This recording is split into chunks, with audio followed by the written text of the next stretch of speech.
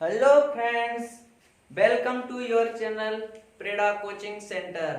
आज हम लोग पीरियोडिक टेबल के बारे में बात करेंगे। पीरियोडिक टेबल के बारे में बात करने से पहले मैं इसके हिस्टोरिकल डेवलपमेंट को बताऊंगा कि पीरियोडिक टेबल की जरूरत क्यों पड़ी।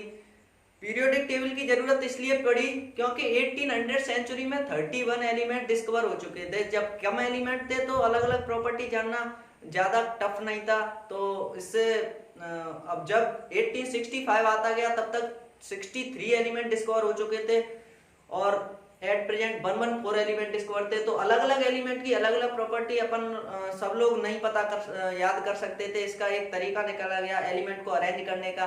तो कई साइंटिस्टों ने अपने अपने व्यू दिए, जिसका सही लगा वो चला व्यू। जैसे डॉवन सबसे पहले साइंटिस्ट थे डॉवर्नियर ट्राइड्सलो। सबसे पहला साइंटिस्ट थे डॉवर्नियर ट्राइड्सलो। इनका इन्होंने तीन तीन एलिमेंट्स लिए, तीन तीन एलिमेंट्स। उन तीनों एलिमेंट्स जैसे लिथियम, सोडियम, पोटेशियम लिए। इन तीनों एलिमेंट्स की प्रॉपर्टी मैच कर रही थी, एक दूसरे से मैच कर रही थी। और इसमें से एक और व्यू निकला था। इनका जो लॉ था वो एटॉमिक बेस्ड था। दिस लॉ बेस्ड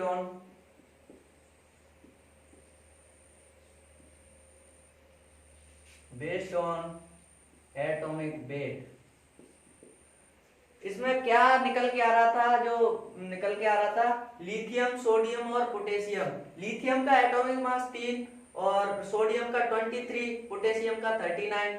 तो इन दोनों का क्या था कि जो B था वो A और C का मीन वैल्यू था। Atomic weight of A plus B/2। तो यही निकल के आ रहा था। आप लोग एक बार ट्राई कर सकते हैं। 3 + 39/2 कितना हो गया? 42/2। मतलब या तो अप्रोक्स आ रहा था या उसके बिल्कुल मीन वैल्यू के बराबर। इसका लिथियम का 7 होता है ना, 795। तो ये कितना आ गया? 2.25। या तो अप्रोक्स 223 के अप्रोक्स आया है। अब इसको देख लेते हैं। क्लोरीन एक सेकंड ट्राइड्स का एग्जांपल था। क्लोरीन, ब्रोमीन और आयोडीन, इन दोनों का मीन वैल्यू निकल रहा था। वो ब्रोमीन के एटॉमिक मास के बराबर निकल रहा था 35.5 + 127/2। अब इसका जो ऐड करके क्या आ रहा था? 162। अब इसको निकालेंगे तो लगभग वही आ रहा था अप्रोक्स। लेकिन ये फेल क्यों हुआ? डीमेरिट्स इसके क्या थे? डीमेरिट्स इसके थे कि ये सेम ग्रुप में ही फेल हो रहा था। इसको नोट करते जाइएगा पॉज करके। ये सेम ग्रुप में ही फेल हो गया। पहला डीमेरिट्स तो ये था, मैं बताऊंगा कैसे हुआ। और ये सारे एलिमेंट्स के लिए नहीं था, मतलब सारे एलिमेंट्स इसमें ट्राइड्स लॉ में नहीं रखे जा रहे थे, पुट नहीं किए जा रहे थे। डीमेरिट्स इसके क्या थे? डीमेरिट्स फर्स्ट तो all element was not put were not put in triads। First demerits ये था।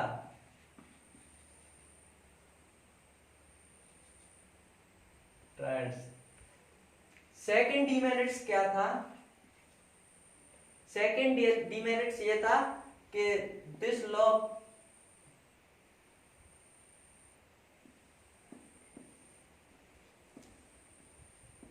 held in same group। कैसे? अब जो फ्लोरीन, क्लोरीन, ब्रोमीन, आयोडीन लिए थे अपन ने एग्जांपल इनके। तो आयोडीन का एटॉमिक मास था 127, 80, 35.5।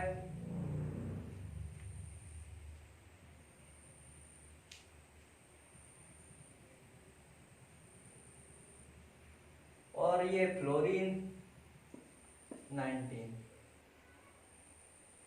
अब इन दोनों का मीन तो निकल रहा था, लेकिन अब इस सेम ग्रुप में इन तीनों को लिया जाए, इन दोनों का मीन निकाल के इसका आंसर नहीं आ रहा था। क्योंकि इन दोनों का निकाल करके देखिए 80 + 19/2 कितना आ रहा है?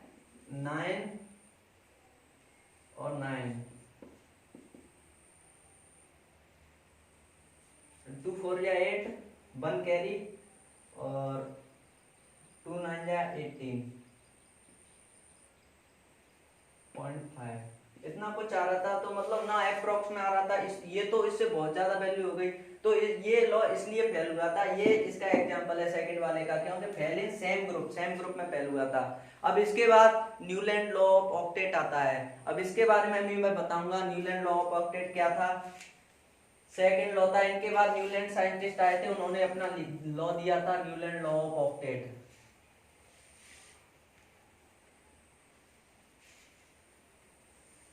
सेकंड साइंटिस्ट थे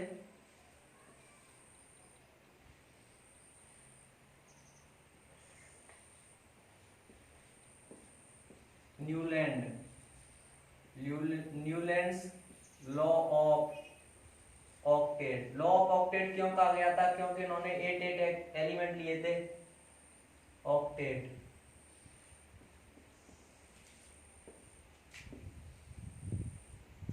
Newland law of octet. Newland जो साइंटिस्ट थे ना, उनका म्यूजिक में बहुत बड़ा इंटरेस्ट था।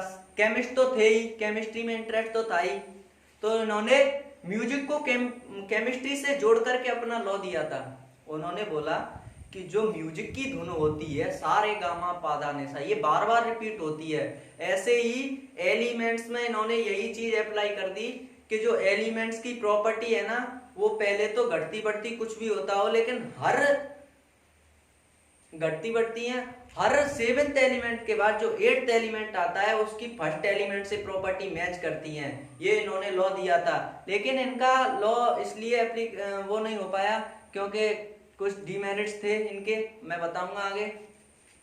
इनका लॉ क्या था?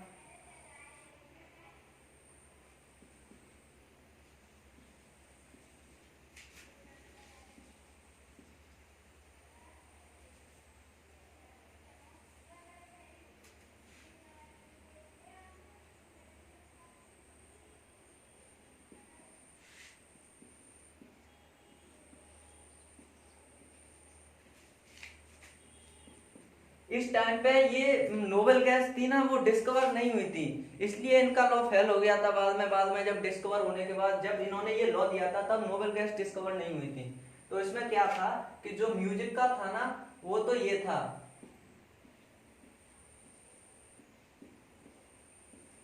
सा रे गा मा पा धा नी। ये बार बार रिपीट करता है, म्यूजिक की जो टोन होती है वो बार बार रिपीट करती है। और लेकिन जो एलिमेंट्स में भी यही था, यही बताया था इन्होंने कि हर 7th के बाद जो 8th एलिमेंट आएगा उसकी प्रॉपर्टी वो फर्स्ट एलिमेंट से मैच करेगी। जैसे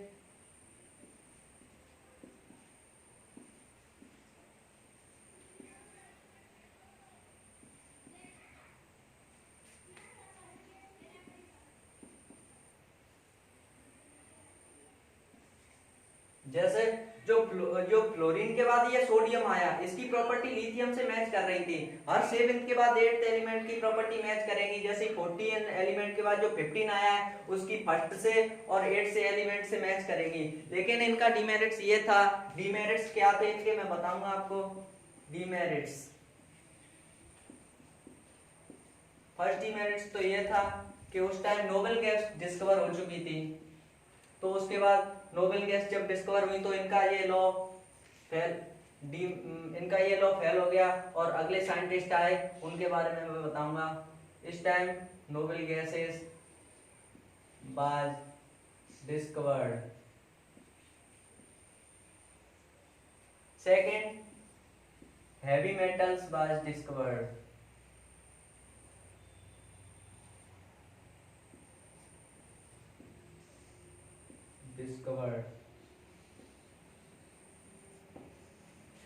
इसके बाद जो साइंटिस्ट आए वो बहुत फेमस साइंटिस्ट हैं, उसके बारे में शायद आपने सुना होगा, एनसीईआरटी पढ़ी होगी, नहीं भी पढ़ी होगी फिर भी सुना होगा, क्योंकि इतने ज्यादा फेमस हुई थी उनकी पीरियोडिक, उनकी टेबल।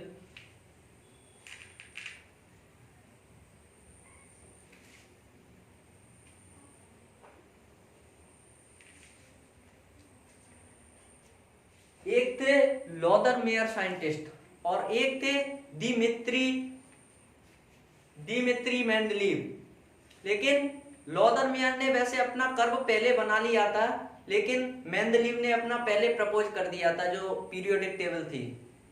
तो लॉदर मेयर इतने ज्यादा फेमस नहीं हो पाए, लेकिन उनका दोनों का क्राइटेरिया एक ही था और उनका जो अरेंजमेंट था वो सही था, दोनों का सही था। लेकिन मेंडलीव इसलिए फेमस हो गए क्योंकि लॉदर मेयर से पहले उन्होंने दिया था अपना लॉ। और लेकिन ये दोनों वैसे अलग अलग देश के साइंटिस्ट थे, इसलिए पता नहीं था उनको कि मेंडलीव की उनकी पीरियोडिक टेबल फेमस हो चुकी है, पता चल चुकी है लोगों को। उससे पहले ही मेंडलीव ने अपनी प्रपोज कर दी थी लोग। तो लॉदर मेयर के उसके बारे में पता करते हैं, बात करते हैं पहले।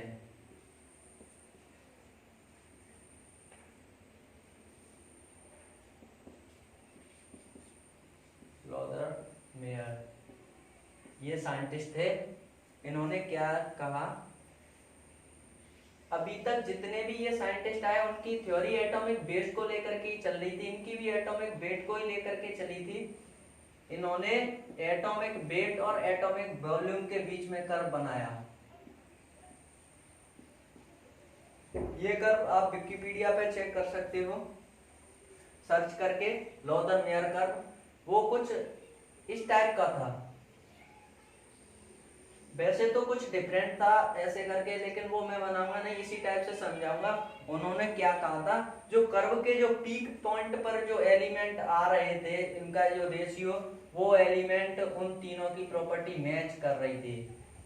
अब उसके बाद जो एलिमेंट इस लाइन पे आ रहे थे, इस कर्व पे आ रहे थे डिक्रीजिंग ऑर्डर में, इनकी प्रॉपर्टी मैच कर रही थी।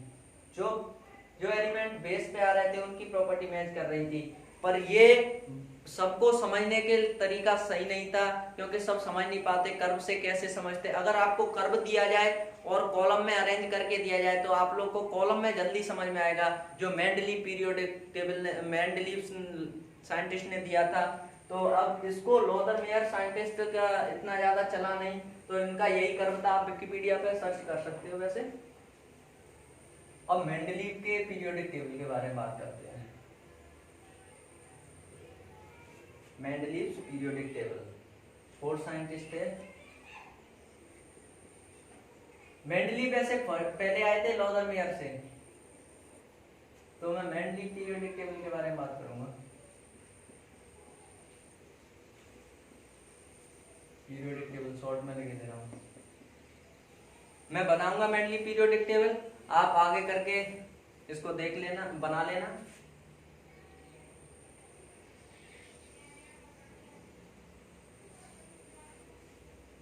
मेंडलीव पीरियोडिक टेबल में जो वर्टिकल कॉलम थे, वर्टिकल कॉलम, उन्हें ग्रुप कहा गया, ग्रुप। वो मेंडलीव पीरियोडिक टेबल में 8 थे, आगे चल के ये 18 हो जाते हैं। सेकंड जो हॉरिजॉन्टल वाले हॉरिजॉन्टल कॉलम थे, कॉलम, उन्हें पीरियड्स कहा गया, पीरियड्स बोला इन्होंने, वो 7 थे। इनके उससे पता चला कि जो लेफ्ट टू राइट जाने पर, लेफ्ट टू राइट जब जाते हैं तो नॉन मेटेलिक प्रॉपर्टी इंक्रीज होती है।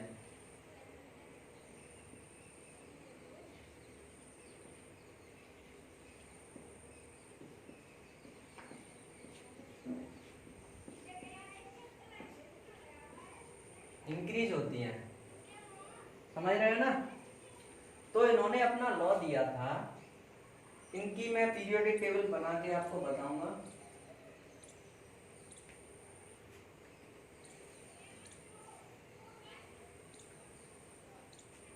इनके भी कुछ डिमेरिट्स थे, इसलिए आगे चल के मेंडलीव पीरियोडिक टेबल की एडिटेड फॉर्म थी मॉडर्न पीरियोडिक टेबल, तो इसके बारे में आपको बताऊंगा। पहले अब हम वो बना लेते हैं मेंडलीव पीरियोडिक टेबल।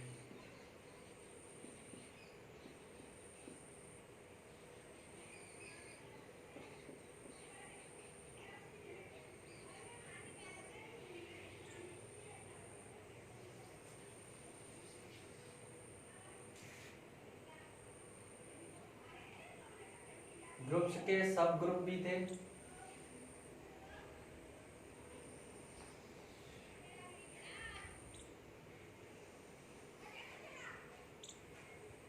तीन, चार,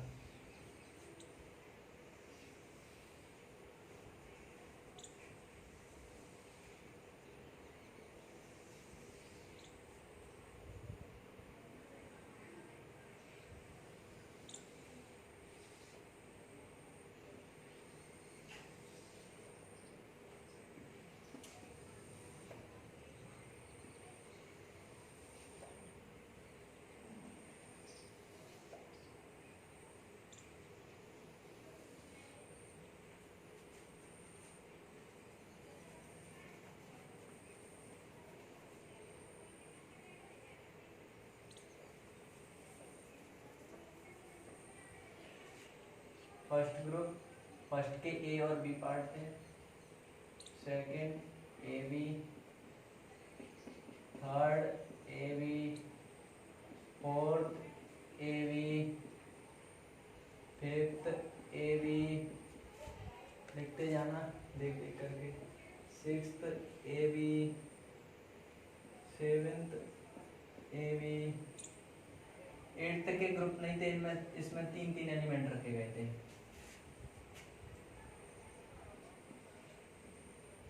ये ए ग्रुप में थे, बी में देखो, बी में भी बताऊंगा। ये सेकंड ए में थे,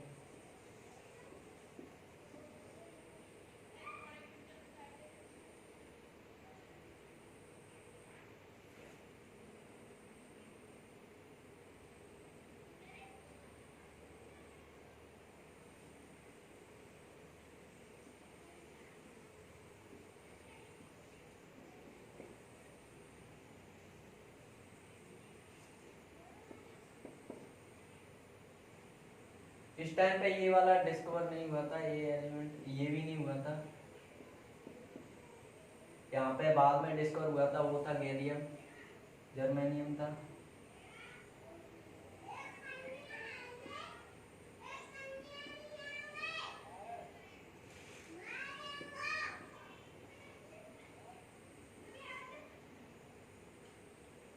में थे ये सब।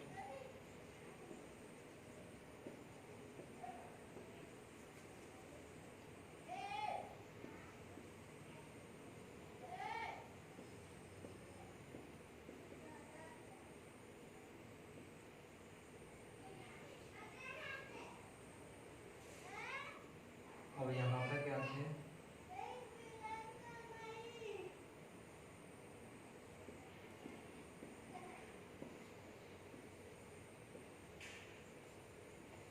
इसमें तीन तीन एलिमेंट रखे हुए थे।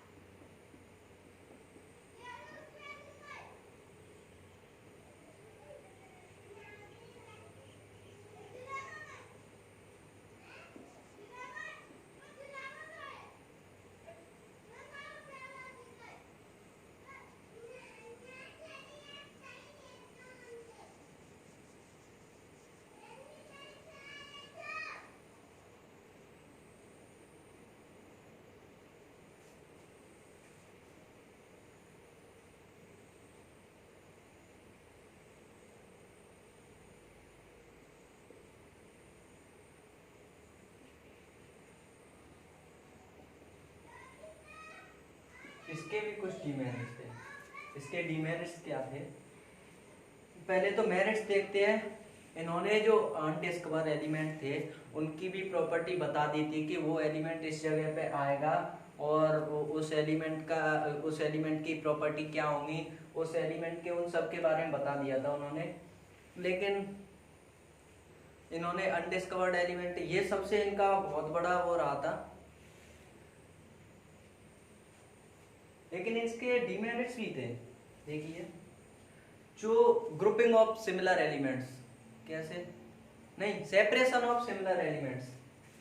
जैसे जो निकेल है उसकी कॉपर से प्रॉपर्टी मैच करती है, लेकिन इसको इस ग्रुप में ना रखने के बजाय इसमें रखा गया। और ग्रुपिंग ऑफ डिसिमिलर एलिमेंट्स, देखो यो सोडियम, पोटेशियम और कॉपर इन दोनों की तो मैच कर रही हैं इस ग्रुप में, लेकिन इसकी मैच नहीं कर रही हैं। इसका मतलब इसके भी कुछ डीमेरिट्स थे। एक और डीमेरिट्स था कि प्लेसिंग ऑफ हाइड्रोजन, हाइड्रोजन को जो स्थान दिया गया था ना, जो प्लेस रखा गया था हाइड्रोजन का, उसके ऊपर तो अभी भी डिबेट चल रही है, क्योंकि अभी तक बहुत सारे साइंटिस्ट ने, किसी ने कुछ नहीं बताया, क्योंकि हाइड्रोजन की जो बैलेंसी होती है वो एक होती है, इसलिए फर्स्ट ग्रुप में रखा गया था। लेकिन इसको कुछ कहते हैं सेवेंथ ग्रुप में इसलिए रखा जाना चाहिए क्योंकि ये नॉन मेटल है, इसलिए। अब इसके मेरिट्स पढ़ेंगे, मेरिट्स के बारे में बताऊंगा। इसके जो सही, इसको लिख लेना, इरेज कर रहा हूं मैं, पॉज करके लिख लेना।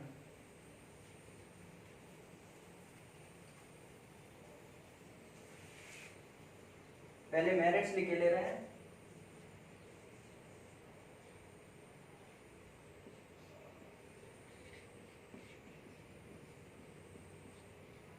मेरिट्स, फर्स्ट मेरिट्स तो ये था कि ऑल 63 एलिमेंट्स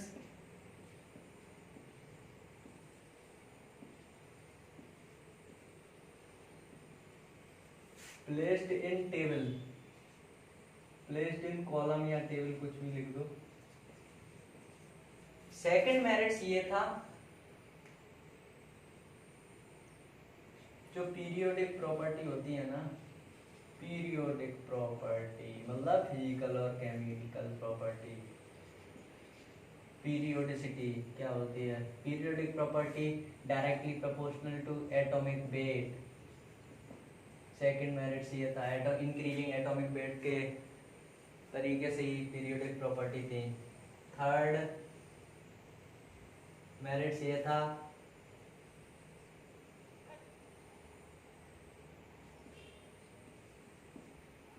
टेल अबाउट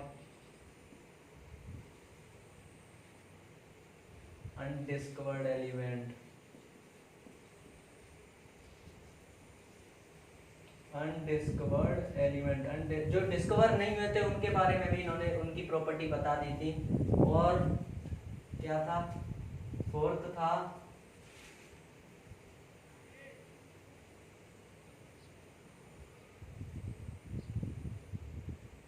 अब इसके डीमेरिट्स के बारे में बताएंगे। डीमेरिट्स क्या क्या थे?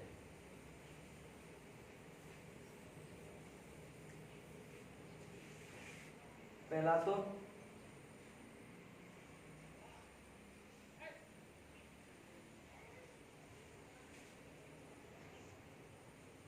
सेपरेशन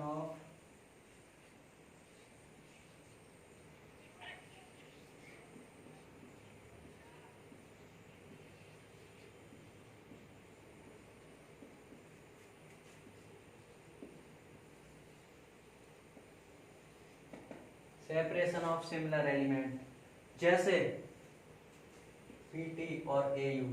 पीटी को तो 8th ग्रुप में रखाया गया था और एयू को फर्स्ट ग्रुप में। ये separation. Second, grouping of dissimilar elements,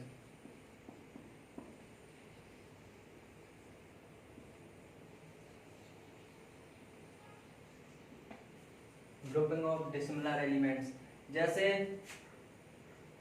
lithium और सोडियम की प्रॉपर्टी तो फर्स्ट ग्रुप में मैच कर रही थी, लेकिन जो कॉपर भी रखा गया था, जो कॉपर इसकी ये 8th ग्रुप में रखा जाना चाहिए था, बट इसको फर्स्ट ग्रुप में रखा गया था। इन दोनों की तो मैच कर रही थी।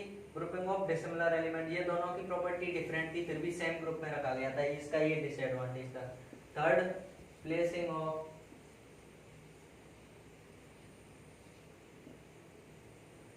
Of hydrogen. हाइड्रोजन के ऊपर तो मैंने अभी बताया था।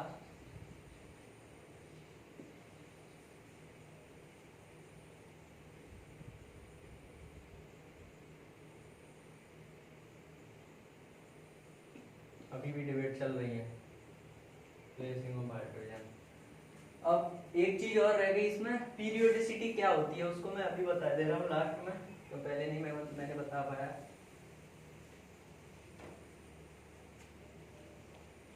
जो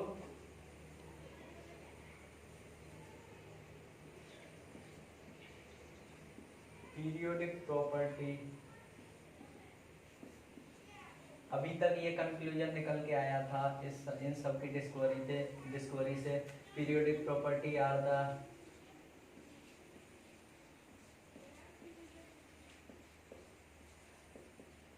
पीरियोडिक फंक्शन ऑफ